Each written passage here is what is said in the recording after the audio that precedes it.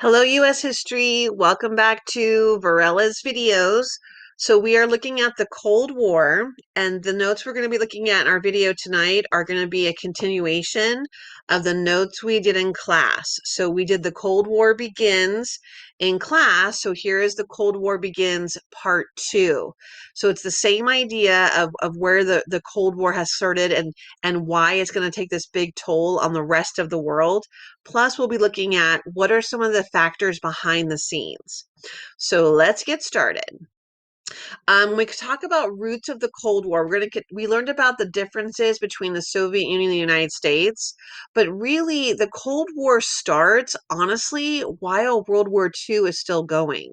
So at the Yalta Conference, which was one of the meetings between the big three, Winston Churchill, FDR, and Joseph Stalin, it became clear at that conference that the war was coming to an end soon and that the big three, these allied powers, would win. So the plan was, how should we ensure that Germany stays weak? Well, the decision was, let's keep Germany divided. But it was unclear how we should divide Germany.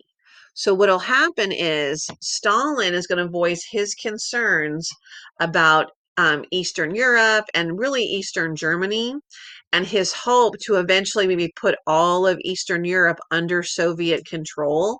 This, of course, freaks out FDR and Winston Churchill. And so ultimately, the decision will be made to divide up Germany into four sections.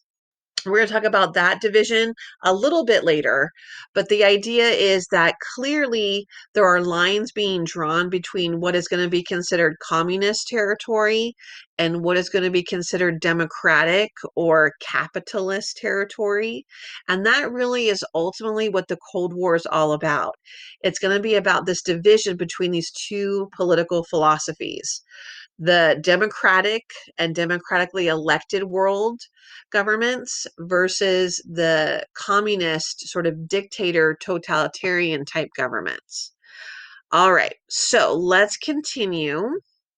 Um, One of the words I want you to pay attention to here is this phrase satellite states, because this is what's going to be sort of the beginnings of the division of Europe. So this map here shows us in the green territory areas under Soviet control. This orange territory here is going to show us areas that are considered democratic parts of Europe, and that just means they have free elections. So Eastern Europe is going to become basically filled with what we call satellite states. Pay attention to the definition right here: an independent nation under the control of a more powerful nation. In this situation, the Soviet Union is the more powerful nation, and they are basically in charge of all of these, what are supposed to be independent countries: Poland, Romania, Bulgaria, Yugoslavia, Albania, Hungary, Czechoslovakia, East Germany. So we'll come to that a little bit later. But what starts to happen is we're going to be looking at this division of Europe into satellite states. And Stalin, oops, slip there. Stalin promises free elections, especially for the areas under his control, and that never happens. He never allows free elections, especially here in Poland. So more on that later. But these are the roots of the Cold War. This is where that division is happening. Um, Harry Truman believes that Stalin's ultimate goal is world conquest, that he wants to control as much territory throughout the world as possible. And so that's going to begin what we call the Cold War.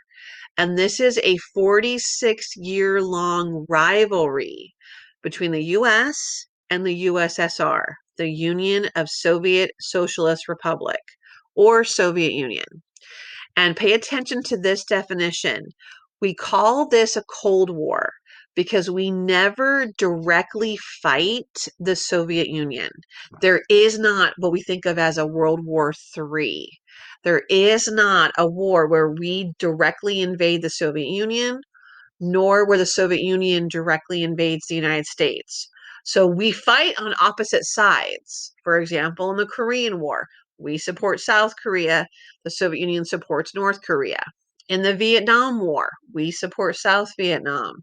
The Soviet Union supports North Vietnam, but we never fight each other one-on-one. And because of that, we call it a Cold War.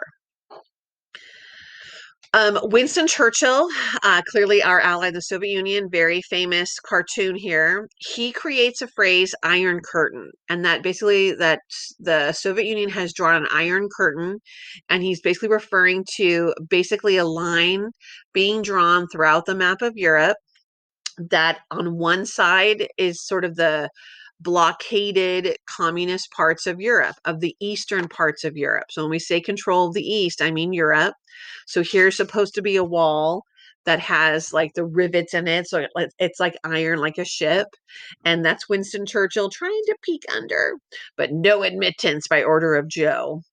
Um, what we're afraid of is that communism could potentially spread. And this becomes a big fear of both Winston Churchill and President Truman. We are afraid that communism could spread, that it could spread to the western parts of Europe, that it will somehow make its way through this Iron Curtain, and that it could also spread to Asia. So looking at this Iron Curtain cartoon, this was basically a curtain that the Soviet Union put up to keep the West out. But we're afraid that it's just going to be sort of like a way for the Eastern communist section to get stronger and stronger to someday break through this Iron Curtain. So it's a very interesting analogy. It's a very famous phrase. This map I love. It's one of my favorite Cold War maps. But as you can see here, it says, I love this map, but there's a huge mistake. Can you see it? It's just another visualization of what we've been talking about. In this case, we have the communist sections here. Then we have our democratic sections here in blue. And there's a white line here that's supposed to represent the Iron Curtain. But here's the problem. The key is wrong. Eastern Bloc is supposed to be in red. Western Bloc is supposed to be in blue. So this is the West, this is the East. But visually, I love the map, and the Iron Curtain is in white. It's just the key should be switched. But yes, very, I think, great visual. Okay, next is, if we're so afraid of communism's expanding, can we stop that? And the answer is yes. In 1947, our Secretary of State, George Kennan, came up with a philosophy that we now call containment. Remember this phrase. It's very simple. It keeps communism from spreading. It's this idea of keeping communism inside the boundaries where it already existed. And the reason is because if we don't, another important theory called the domino theory could happen. And this is going to be super important when we get to the Vietnam War. And the domino theory is just like when you play dominoes. If one country fell to communism, they would all fall. And here's a quick visual with Asia. You have China, and we know that China does in fact become communist. They will change and become communist officially in 1949. Then Korea could become communist, then Vietnam, and then Laos, then possibly Cambodia, Thailand, Malaysia, Indonesia, Burma, India.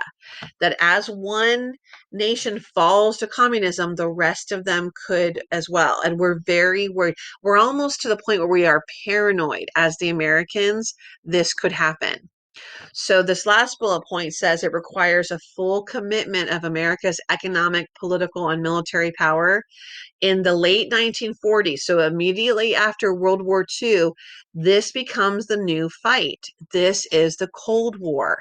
All the money we put into World War II is just going to get shifted into preventing the spread of communism.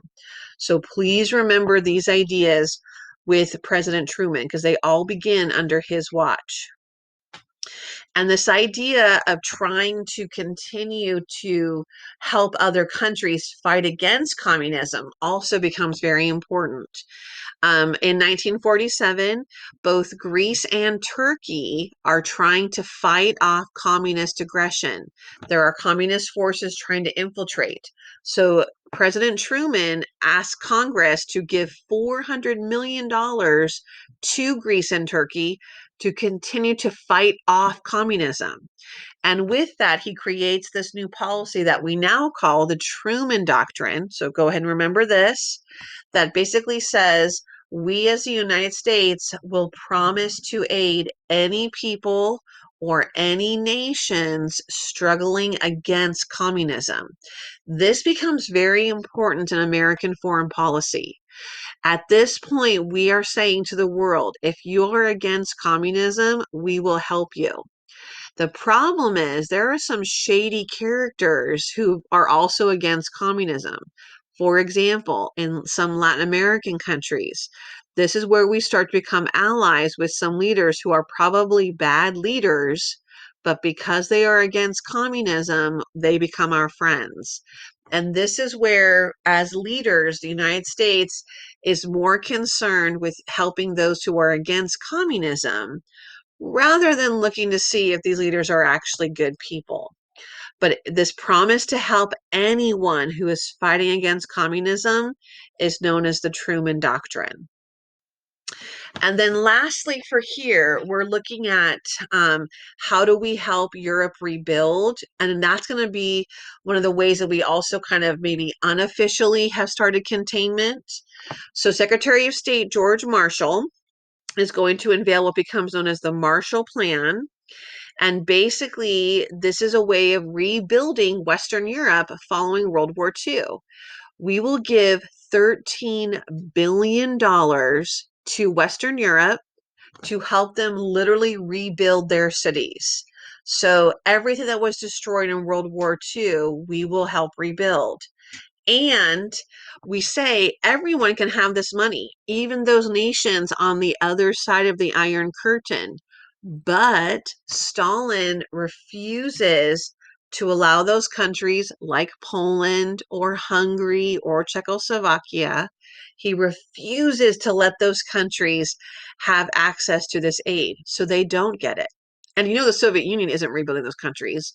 So here's where we start to see a big divide in Europe, where Western Europe will modernize and rebuild very quickly, both economically and socially, from World War II, but Eastern Europe will remain lagging behind.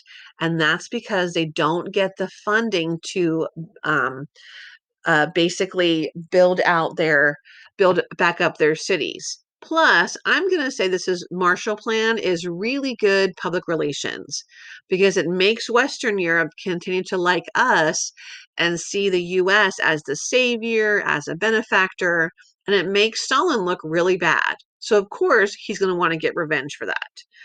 But I'm going to stop right here with the Marshall Plan, and then we will look at the Cold War beginning part 3 in our next notes. But for right now, hopefully this gives you a sense for what's happening in those years right after World War II, especially as the Cold War is starting. All right, hope you took some good notes, and I will see you in class.